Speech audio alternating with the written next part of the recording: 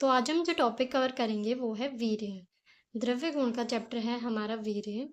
तो वीर्य का बेसिकली मतलब क्या होता है? सबसे पहले इसकी व्युत्पत्ति दी गई है।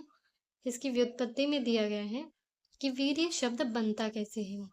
तो वीर धातु में यत प्रत्यय लगने से वीर्य शब्द बनता है और इसका मतलब होता है वीरता, पराक्रम, शक्ति और सामर्थ्य। वीर विक्रांतो धातु से वीर्य शब्द निष्पन्न हुआ है। तो दोनों इसकी धातु हो सकती हैं, वीर धातु में यत प्रत्यय या फिर वीर विक्रांतो धातु। तो बेसिकली जो वीर्य शब्द है इसका मतलब होता है शक्ति। कोई भी द्रव्य जब अपना काम करता है तो उसके अंदर जो पोटेंसी होती है उस काम को करने की, वही वीर्य कहलाती है।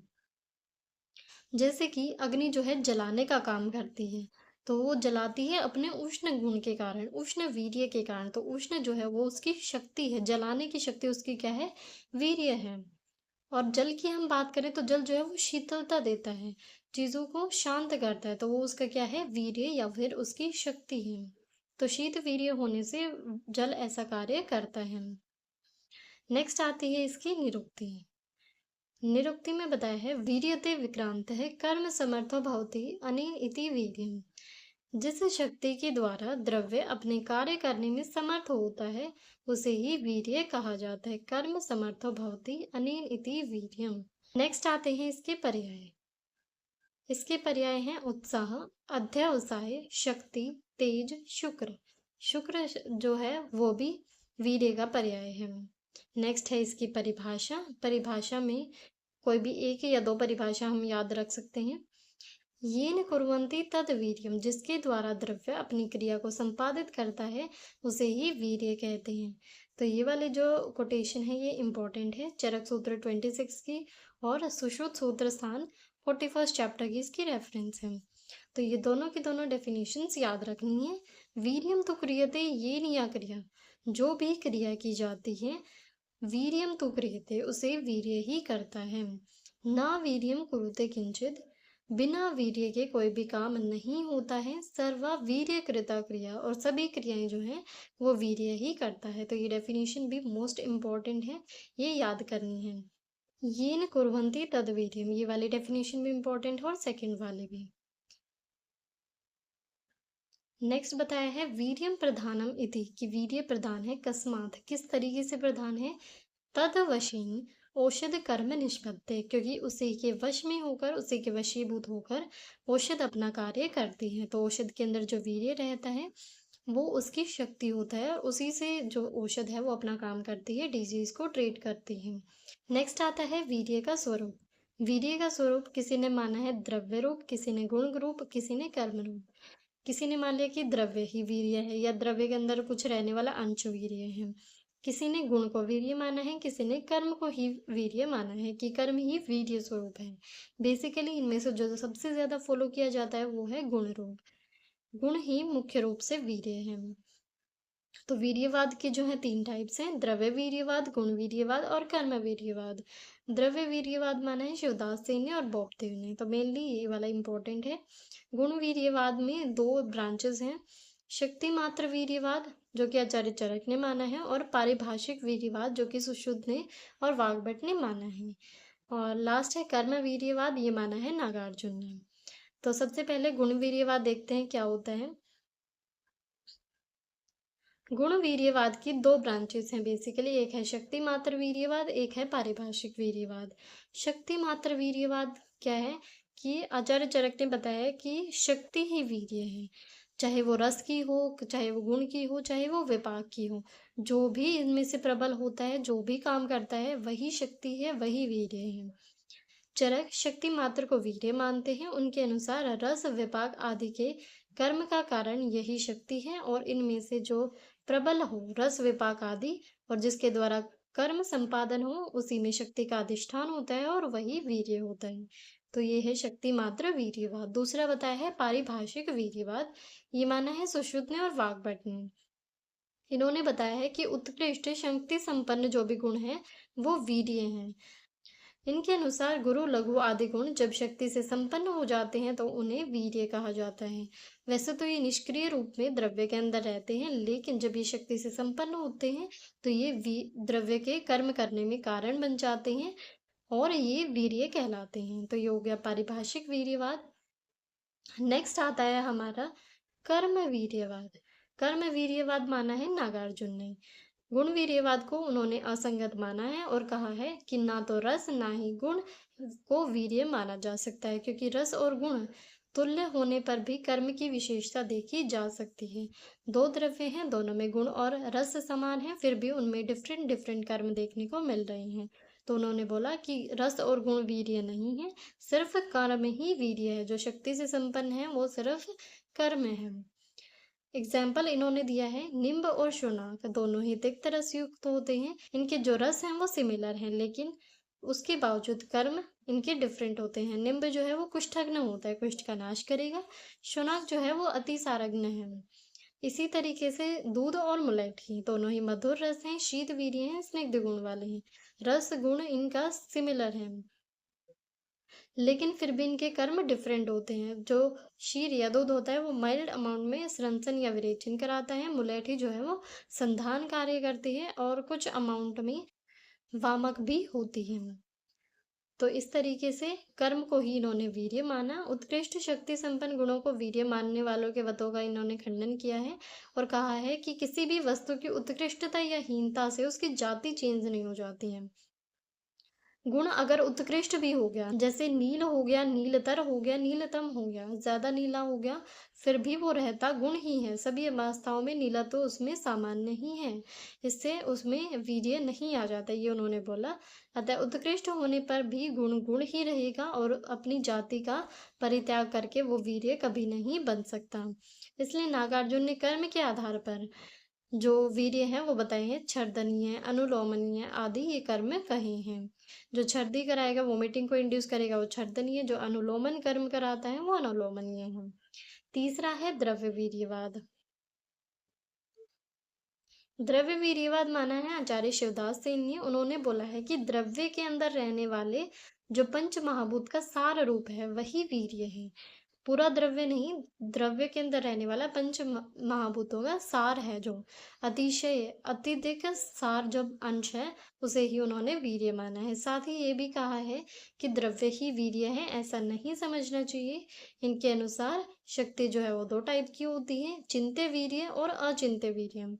चिंत्य वीर्य जिसका हम चिंतन कर सकते हैं, जो हमारी बुद्धि के गम्य है, जिसे हम समझ सकते हैं, और इसे ही वीर्य कहा जाता है।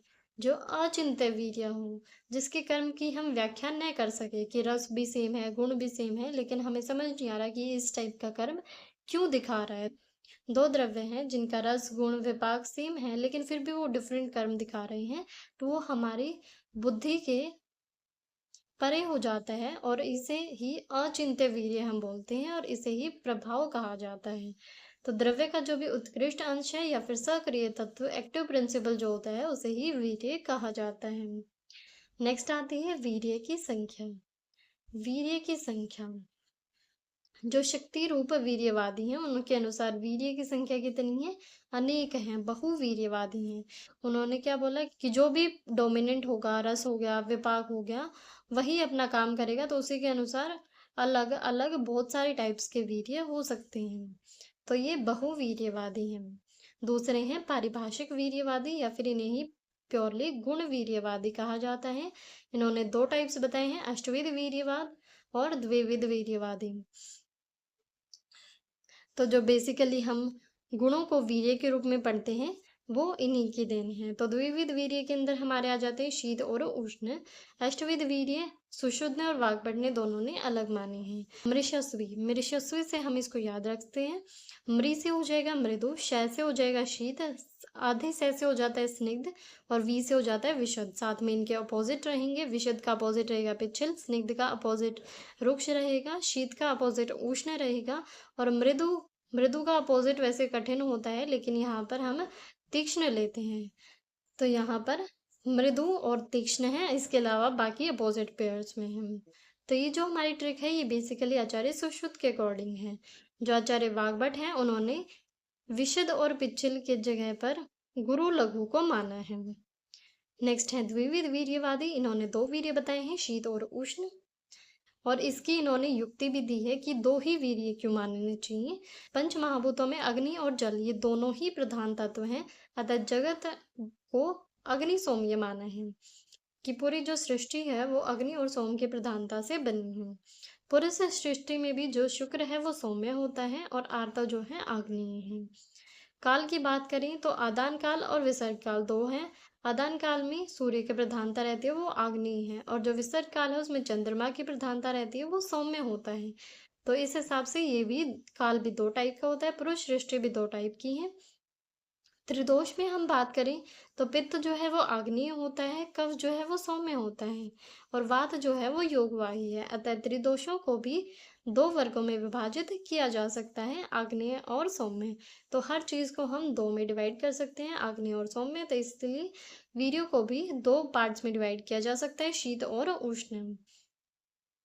गुरुवादी गुणों में ये जो 8 गुण ऊपर इन्होंने बताए हैं, इन्हें ही वीर्य क्यों मानना चाहिए, इसके लिए इन्होंने तर्क दिया है समग्र गुण सारता, कि जितने भी गुण हैं समग्र गुण हैं, उनमें ये जो है सार रूप में होते हैं, ये कभी भी चेंज नहीं होते। डाइजेशन के बाद रस वगैरह चेंज हो जाते हैं, लेकिन वीर्य चेंज नहीं होता है। तो ये समग्र गुणों में सार रूप होते हैं। शक्ति उत्कर्ष, इनमें शक्ति की उत्कर्षता या प्रधानता रहती है, तो इसी वजह से ये प्रधान है। व्यवहार मुख्यतया, व्यवहार में मुख्यतया इन्हीं का प्रयोग होता है। हम किसी चीज को विचार करते हैं तो उसकी गुरुता लघुता इन चीजों को विचार करके ही हम उसका सेवन करते हैं। बहुलता, जो भी मेडिसिनल हर्ब्स हैं मिनरल्स हैं उनमें ये अबंडेंटली गुण मिलते हैं। फिफ्थ है उपयोगिता, क्योंकि दोष धातु मल को ये डायरेक्टली इफेक्ट करते हैं, तो इनको ही चिकित्सा कर्म करने के लिए ज्यादातर यूज किया जाता है। क्लिनिक्स वगैरह में इनका विचार करके ही संप्राप्ति का विघटन करते हैं। प्रबलता, क्योंकि ये अन्य गुणों की अपेक्षा अधिक बल वाले हैं। थर्ड कर्म वीर्यवादी जो है आचार्य नागार्जुन ने तो इसकी कोई भी संख्या निश्चित नहीं की है, लेकिन इसी के समुदाय के एक आचार्य हैं आचार्य नेमी, उन्होंने 15 उत्कृष्ट कर्म बताए हैं और इन्हीं को वीर्य माना है।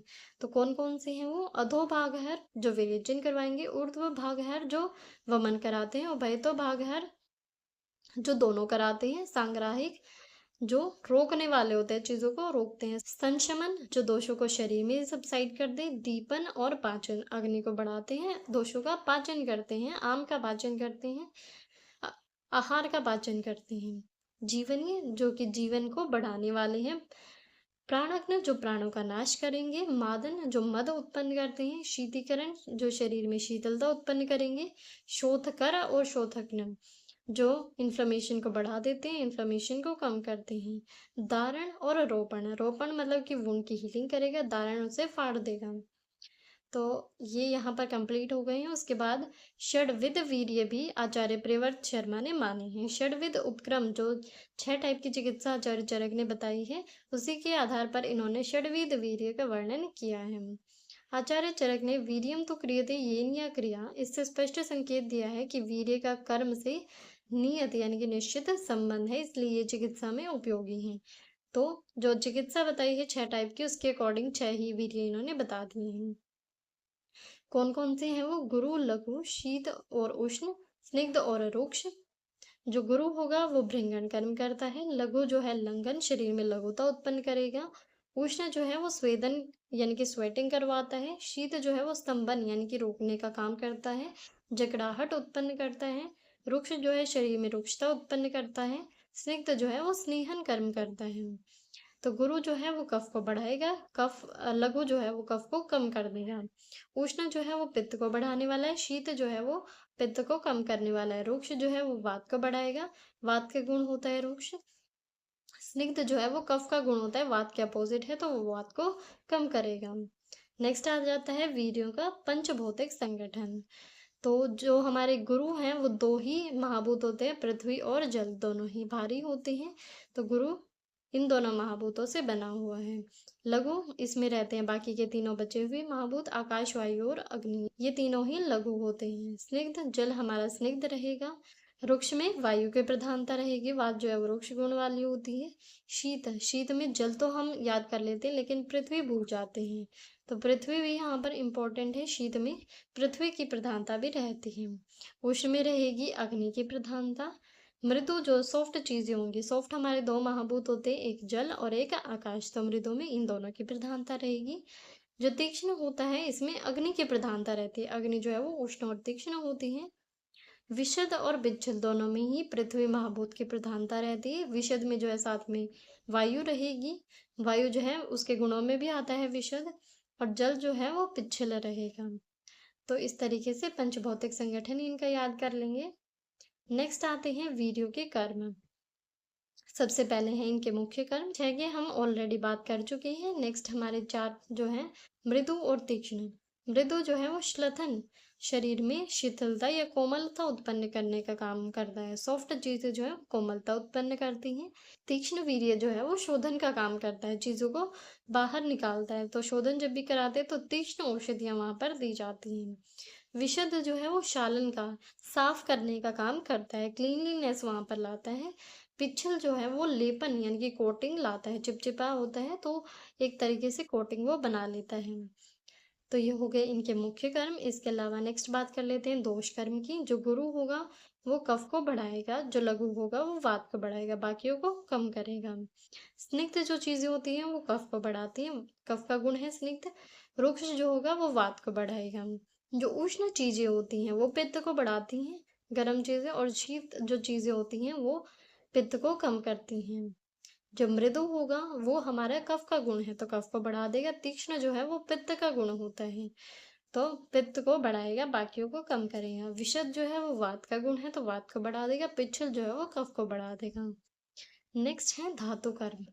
धातु कर्म इसी आधार पर है, जो चीजें कफ को बढ़ाती हैं वो धातुओं का वर्धन करेंगी। कफ जो है वो शरीर का बल कहा गया है, तो कफ वाली जो भी चीजें हैं वो धातु वर्धन रहेंगी, साथ में वो वृक्ष होती हैं, बल्य होती हैं। तो गुरु गुण जो है वो धातु वर्धन है, वृक्ष है। लघु जो है वो धातु को कम करेगा, साथ में लेखन कर्म करेगा, स्क्रैपिंग करता है। स्निग्ध जो है वो धातु को बढ़ाएगा। रुक्ष जो है वो धातु का शपन करेगा क्योंकि वो वात को बढ़ाने वाला है।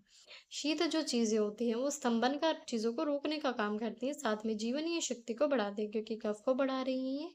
उष्ण जो है वो पित्त को बढ़ा रहा था, तो पित्त के साथ धर्मी होता है रक्त, तो रक्त को बढ़ाएगा। और कफ का नाश कर रहा है तो यहाँ पर सेम शुक्र का नाश भी करेगा क्योंकि इनमें आश्रय आश्रय भाव का संबंध रहता है।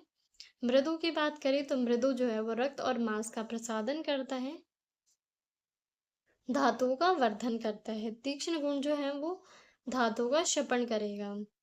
विशद जो है वो धातु का लेखन कर देगा क्योंकि वो वात को बढ़ा रहा है। और पिच्छल जो है वो भृंगण कर्म करता है, धातु को बढ़ाएगा, वृश्य होगा। नेक्स्ट है इसके मल कर्म। मल कर्म में जो गुरु है वो मूत्र की वृद्धि करेगा, श्रेष्ठ मल उत्पत्ति, मल की उत्पत्ति और प्रवृत्ति दोनों ही कराता है। जो चीजें कफ को बढ़ाती हैं वो मल और मूत्र की प्रवृत्ति कराती हैं और उनके अमाउंट को भी बढ़ाती हैं। लघु जो चीजें होंगी इसी हिसाब से वो मल का क्षय करेंगी, मूत्र का अवरोध करेंगी क्योंकि वो वात को बढ़ा रही हैं। हाँ, स्निग्ध गुण जो है वो श्रेष्ठ मलोत्पत्ति होगा, मूत्र की प्रवृत्ति कराएगा। सेम रुक्ष गुण जो है वो द्रव अंश को सुखा देगा, तो इसी वजह से कॉन्स्टिपेशन करता है और मल क्षय में कारण है। शीत गुण जो है वो मूत्रल होगा, मूत्र की प्रवृत्ति को बढ़ाता है। उष्ण गुण जो है वो स्वेद जनन होता है, स्वेदन को इंक्रीज कर देगा और मल मूत्र का संग्राही होगा क्योंकि वो कफ को घटा रहा है। जो मृदु गुण है ये मल उत्पत्ति को बढ़ाता है क्योंकि कफ को बढ़ा रहा है। सेम तीक्ष्ण गुण जो है वो कफ को कम कर रहा है तो मल मूत्र का संग्रह ही होगा। विशद जो है वो मल को सुखा देगा, क्लीनलीनेस ला रहा है तो धातु का लेखन करता है, मल को भी सुखा देता है। पिच्छल जो है वो लेपन कर्म करता है, तो ये श्रेष्ठ मल उत्पत्ति वाला है, कफ को बढ़ा रहा है। नेक्स्ट आ जाता है वीर्य का निर्धारण। रस और विपाक के अकॉर्डिंग हम वीर्य कैसे प्रिडिक्ट करते हैं, उसे कैसे निर्धारित करते हैं। तो यहाँ पर ट्रिक ये है कि जितने भी पित्त को बढ़ाने वाले रस हैं वो सारे के सारे उष्ण वीर्य होंगे। अम्ल, लवण और कटु, ये तीनों के तीनों रस जो हैं वो उष्ण वीर्य होते हैं। इसके अलावा जो मधुर बच गया हमारा, तिक्त और कषाय बच गया, ये तीनों ही शीतवीर्य होते हैं। विपाक की बात करें तो मधुर विपाक जो है वो शीतवीर्य होगा। इसके अलावा जो अम्ल विपाक है और कटु विपाक है ये उष्णवीर्य होते हैं। तो नॉर्मली हम इस तरीके से वीर्य का निर्धारण करते हैं। कुछ एक्सेप्शंस हैं इसके। बृहद पंचमूल जो है वो कषाय और तिक्त रस से युक्त होता है। इस हिसाब से उसका वीर्य जो है शीत होना चाहिए, लेकिन वो उष्ण वीर्य होता है। आम्ल की जो है वो अम्ल रस वाली है, लेकिन फिर भी वो अनउष्ण है। उसे उष्ण होना चाहिए था, लेकिन वो उष्ण नहीं है। तो ये यहाँ पर एक्सेप्शंस हैं। नेक्स्ट है वीर्य की उपलब्धि। हमें वीर्य का पता कैसे चलता है कि कौन सा द्रव्य उष्ण वीर्य है, कौन सा शीत वीर्य है। तो वीर्य की उपलब्धि या ज्ञान शरीर में जब उसकी उपस्थिति होती है, अधिवास जब वो बॉडी के अंदर चला जाता है, या तो तब होती है, या फिर जब वो जिह्वा से या त्वचा से स्पर्श करता है। निपात जब उसका होता है तब होती है। तो दो हैं यहाँ पर, एक निपात और एक अधिवास। इन दोनों ही टर्म्स को याद रखना है, दोनों इंपॉर्टेंट टर्म्स हैं। एक है अधिवास और एक है निपात। तो वीर्य की उपलब्धि जो है वो 3 टाइप से होती है। कुछ द्रव्य जो हैं जब हम उन्हें टंग पर टच करते हैं तभी प्रत्यक्षतः उनका वीर्य पता चल जाता है, जैसे कि आइसक्रीम है, खाते ही पता चल जाता है शीत वीर्य है। कुछ द्रव्य जो होते हैं जब वो शरीर में अधिवास कर जाते हैं, बॉडी के अंदर चले जाते हैं, तब वो अपने कर्म उत्पन्न करते हैं। उनके द्वारा हम अनुमान करते हैं कि उनका वीर्य कैसा होगा। जैसे हम कोई भी द्रव्य खा रहे हैं, अगर उसने हमारी अग्नि को बढ़ा दिया और ज्यादा भूख लग रही है, तो मतलब कि वो उष्ण वीर्य है। और इसके अपोजिट जो है वो शीत वीर्य रहेगा। कुछ द्रव्यों का जो वीर्य है वो निपात और अधिवास दोनों से ही ज्ञात होता है। आचार्य सुश्रुत ने अष्टविध वीर्यों का ज्ञान विभिन्न इंद्रियों से करने का वर्णन किया है। जो मृदु हैं, शीत हैं और उष्ण हैं, उनका ज्ञान करते हैं। स्पर्श इंद्रिय से टच होने पर इनका ज्ञान होता है। विशद और पिच्छल जो हैं वो हम देख के भी बता सकते हैं कोई चीज़ चिपचिपी है या नहीं है, और स्पर्श करके भी पता कर सकते हैं। स्निग्ध और रुक्ष, कोई चीज़ ऑयली है या ड्राई है, उसका पता हम आंखों से देख के भी कर लेते हैं, लेकिन टच करके भी कर सकते हैं वैसे। तीक्ष्ण का मुख में दुख उत्पादन द्वारा, जैसे मिर्ची खा ली तो वो मुख में दुख उत्पादन करेगी, तो उससे हम उसके तीक्ष्ण गुण का ज्ञान करते हैं। नेक्स्ट है वीर्य की प्रधानता। वीर्य बाकी रस गुण के कंपैरिजन में प्रधान क्यों है? क्योंकि औषध द्रव्यों के जो कर्म हैं वो वीर्य के अधीन होते हैं। यह रस आदि को अपने बल से और गुण के उत्कर्ष से अभिभूत कर लेता है, यानी कि खुद डोमिनेंट होता है, तो रस वगैरह जो है उनको अपने अंडर में करके काम करता है, कर्म का संपादन करता है। नागार्जुन ने इसको प्रधान मानने का कारण क्या बताया है? चिकित्सा में हम हमेशा वीर्यवान द्रव्य का उपयोग करते हैं। जिसमें वीर्य ही नहीं है, ना उसमें शक्ति है, तो वो औषध जो है कोई भी काम नहीं करेगी, तो उसका प्रयोग हम नहीं करेंगे। चिकित्सा में सिर्फ वीर्यवान द्रव्य का यूज करते हैं। औषध कर्म जो है वो वीर्य के द्वारा ही संपादित होते हैं, तो इसी वजह से भी वीर्य प्रधान है। रस आदि को ये अपने अभिभूत कर लेता है, अपने अंडर करके उनसे अपने काम करवाता है। जो भी उसका प्रधान कर्म रहेगा द्रव्य का वो करवाता है, तो इस वजह से भी वीर्य प्रधान है। अब तो देश में जो वीर्य है उसकी प्रधानता कही गई है, इसलिए भी ये प्रधान होता है। नेक्स्ट जो टॉपिक है वो है गुण और वीर्य में डिफरेंस। तो गुण और वीर्य का डिफरेंस जब भी लिखेंगे तो दोनों के पहले डेफिनेशंस लिखेंगे। द्रव्य आश्रय अगुणवान संयोग विभागेषु कारणम अनपेक्ष इति गुण लक्षणम। जो द्रव्य के अंदर आश्रित हो, अगुणवान, गुण के अंदर गुण नहीं होता है, गुण खुद निर्गुण होता है। संयोग विभागेषु कारणम अनपेक्षम, संयोग और विभाग में कारण नहीं होता है। अनअपेक्षित, संयोग और विभाग में अनपेक्ष कारण क्या होता है? हमारा कर्म होता है। तो ये जो है इसकी डेफिनेशन है, जो पहले पढ़ी होगी तो वो याद कर लेंगे। सेकंड है वीर्य, येन कुर्वन्ति तद वीर्यम। ये वाली डेफिनेशन भी लिख सकते हैं, या फिर जो स्टार्टिंग में पढ़ी थी, वीर्यम तो क्रियते येन या क्रिया ना वीर्यम कुरुते किंचित सर्वा वीर्य कृता क्रिया। ये वाली भी लिख सकते हैं, अर्थात जिसके द्वारा द्रव्य कार्य को संपादित करता है उसे वीर्य कहते हैं। अगर इसके 2 पॉइंट्स बनाने हो तो पहले वाले में श्लोक लिख देंगे, दूसरे वाले में हिंदी लिख देंगे। सेकंड है गुण जो है वो द्रव्य में निष्क्रिय रहता है, तो वीर्य जो है वो शक्ति होती है जिसके माध्यम से द्रव्य अपना काम करता है। तो गुण क्रिया नहीं करता है, वीर्य शक्ति है कर्म करवाने वाली। थर्ड, इसकी संख्या का डिफरेंस है। गुणों की संख्या आचार्य चरक ने 41 मानी है। और आचार्य सुश्रुत और वाग्भट के अनुसार जो वीर्य की संख्या है वो 2 और 8 है। आचार्य चरक ने भी 2 और 8 संख्या का मेंशन किया है। तो 41 गुण आगे हम डिवाइड करके लिख सकते हैं कि कितने परादि गुण है, कितने गुरुवादि गुण है, अगर और डिटेल में लिखना हो। और वीर्य की संख्या भी हम इसके नीचे मेंशन कर सकते हैं, शीत वीर्य, उष्ण वीर्य, और जो 8 टाइप के बताए हैं सुश्रुत ने और वाग्भट ने वो अलग से लिख सकते हैं। सभी गुण जो होते हैं उनमें शक्ति का उत्कर्ष नहीं होता, लेकिन वीर्यों में शक्ति की उत्कर्षता होती है। जो गुण हैं वो द्रव्य की स्वाभाविक विशेषताएं हैं, उसकी क्वालिटीज होती हैं। वीर्य जो है वो गुणों का सबसे उत्कृष्ट रूप है, तीव्र रूप, बलवान रूप है, उसे दर्शाता है। जो गुण हैं उन्हें हम कंपेयर कर सकते हैं फिजिकल और केमिकल प्रॉपर्टी से, जबकि वीर्य को हम कंपेयर करते हैं एक्टिव प्रिंसिपल से। नेक्स्ट है वीर्य की क्लिनिकल एप्लीकेशंस। तो सबसे पहले द्विविध वीर्य की क्लिनिकल बताई हैं। उष्ण वीर्य को हम कहाँ यूज करते हैं, जो भी वातज और कफज दोष हैं, जिन भी डिजीज में बढ़े हुए हैं, उनको सप्रेस करने के लिए उष्ण वीर्य का यूज किया जाता है। डाइजेशन में हेल्प करने के लिए, दीपन पाचन कहीं पर भी करना है, आम बन गया है, तो उसके पाचन के लिए भी उष्ण वीर्य दिया जाता है। चैनल्स को क्लियर करने के लिए, स्रोतों का शोधन करने के लिए यूज होता है। पेन को खत्म करने के लिए शूलहर होता है। एग्जाम्पल्स हैं इसके, मरीच, शुंठी, पिपली, जो भी हमारा त्रिकटु है वो रहेगा, वत्सनाभ रहता है। सेकंड है शीत वीर्य। शीत वीर्य का यूज कहाँ पर किया जाता है, पित्तज और रक्तज विकारों में, उनको शांत करने के लिए, ब्लीडिंग को रोकने के लिए, क्योंकि ये स्तंभन का काम करता है। तो इसी वजह से जो भी ब्लीडिंग डिसऑर्डर्स होते हैं, रक्त पित्त हो गया, रक्त प्रदर हो गया, वहां पर यूज करते हैं। मेनोरेजिया रक्त प्रदर को बोलते हैं। नरिशिंग के लिए, रेजुवेनेशन के लिए इसका यूज किया जाता है। भृंगण कर्म करता है, रसायन होता है। सोथस द माइंड, यानी कि मानस प्रसादन के लिए, मन को अच्छी लगती हैं ठंडी चीजें। एग्जाम्पल्स हैं इसके, चंदन और आंवला। आंवला भी शीत वीर्य है। अष्टविध वीर्य की बात कर लेते हैं नेक्स्ट।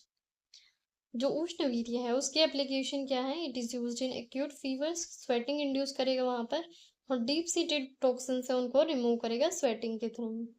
शीत वीर्य का हम यूज करते हैं एक्यूट इन्फ्लेमेटरी कंडीशंस में, क्योंकि ये शोधहार है, स्किन रैशेस को दूर करेगा, अल्सर्स जहाँ पे भी फॉर्मेशन हो जाती है उनको दूर करता है, मुख पाक जैसे हो गया तो वहां पर उनको दूर करता है। जो स्किन रिलेटेड प्रॉब्लम्स होते हैं, इन्फ्लेमेशन रिलेटेड प्रॉब्लम्स है, इनमें मेनली माइक्रोब्स की ग्रोथ होती है, तो माइक्रोब्स की ग्रोथ मेनली उष्ण वीर्य की वजह से होती है, तो उसको शांत करने के लिए शीत वीर्य दिया जाता है। नेक्स्ट है स्निग्ध गुण। स्निग्ध यूज करते हैं, ड्राई स्किन कहीं पर भी हो गई है, क्रोनिक कॉन्स्टिपेशन है, तो वहां पर स्निग्ध गुण का यूज किया जाएगा। रुक्ष गुण का यूज करते हैं वेट एक्जिमा के अंदर, जहां पर भी चीजों को सुखाना होता है, द्रव अंश का शोषण करना होता है, वहां पर रुक्ष गुण दिया जाता है। ओबेसिटी के मैनेजमेंट में यूज करेंगे क्योंकि ये लेखन कर्ण करता है। डायरिया में यूज करते हैं क्योंकि ये शोषण करने वाला है। गुरु गुण यूज होगा इंसोम्निया को मैनेज करने में। नींद नहीं आ रही है तो गुरु भोजन करते हैं तो शीघ्रता से निद्रा आ जाती है, कफ के बढ़ने की वजह से। Use to suppress higher appetite. अगर किसी को बहुत ज्यादा भूख लगती है तो उसके सप्रेशन के लिए भी गुरु गुण दिया जा सकता है, क्योंकि गुरु चीजें जो होती है वो अग्नि को मंद करती हैं। Use to suppress hyper appetite. लघु गुण हम कहाँ पर देते हैं, जब जहां पर भी लेखन कर्म करना होता है। Use to scrap the excess fat. Oedema और स्वेलिंग को रिड्यूस करने के लिए भी लघु गुण दिया जाता है, क्योंकि वहां पर लघुता उत्पन्न होती है। Clears the acute indigestion. अगर कुछ अमाउंट में आम बना हुआ है तो वहां पर लघु चीजें यूज की जाती है। पहले वाले का ही पाचन नहीं हुआ, ऊपर से गुरु को आहार दे दिया तो वो पचता नहीं है। Restore the alertness in lethargy. तो थकावट के टाइम पर अलर्टनेस लाने के लिए भी लघु गुण का यूज किया जाता है, क्योंकि स्रोतस इससे क्लियर होते हैं। मृदु गुण की बात करें तो चीजों को सॉफ्ट बनाता है। Use to soften hard stool accumulations and healing the internal ulcers. Internal ulcers हो जाते हैं तो वहां पर भी रोपण का या हीलिंग का काम करता है। तीक्ष्ण गुण जो है वो यूज किया जाता है शोधन में टॉक्सिन्स को एक्सपेल आउट करने के लिए। जो गुल्म फॉर्मेशन हो जाते हैं, ट्यूमर्स जहाँ पर बन जाते हैं, उनको तोड़ने के लिए भी तीक्ष्ण गुण यूज होता है। और कृमि रोग में भी, इंटेस्टाइनल पैरासाइट जो हैं उनको बाहर निकालने के लिए भी तीक्ष्ण गुण का यूज़ किया जाता है। तो इसी के साथ वीर्य चैप्टर हमारा यहाँ पर कंप्लीट हो जाता है।